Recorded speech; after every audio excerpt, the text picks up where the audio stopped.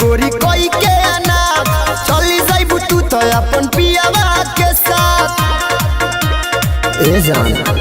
अरे अपना लभर के गोरी कोई के अनाथ चली जाइबू तू तो अपन पियावा के साथ भरा बिना हम रह कौन हाल में।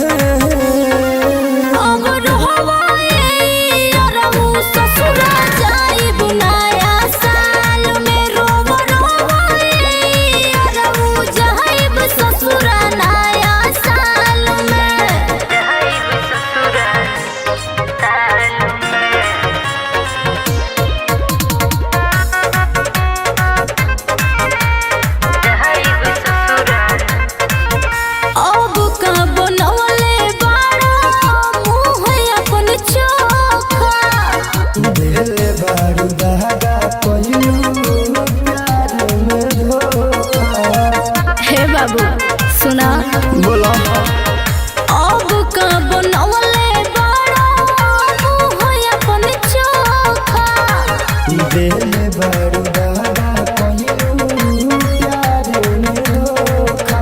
याद आई तो हाथ माली हलगाल में अब रहवाए अरबू ससुर जाई बुनाया साल में रोवा रोवाए अरबू जाइब ससुर नया साल में ससुर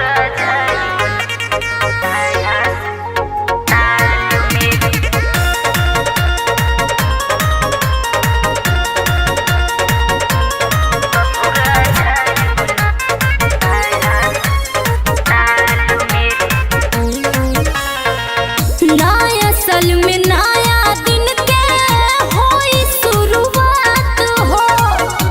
बोलू के छोड़ी धरबू संजय के हाथ हो। अरे वो तो बटला ही बा ना मनो नया साल में नया दिन के होई शुरुआत हो। बोलू के छोड़ी धरबू संजय के हाथ हो। सुन ज्योतिया फंसा दिहली जाल में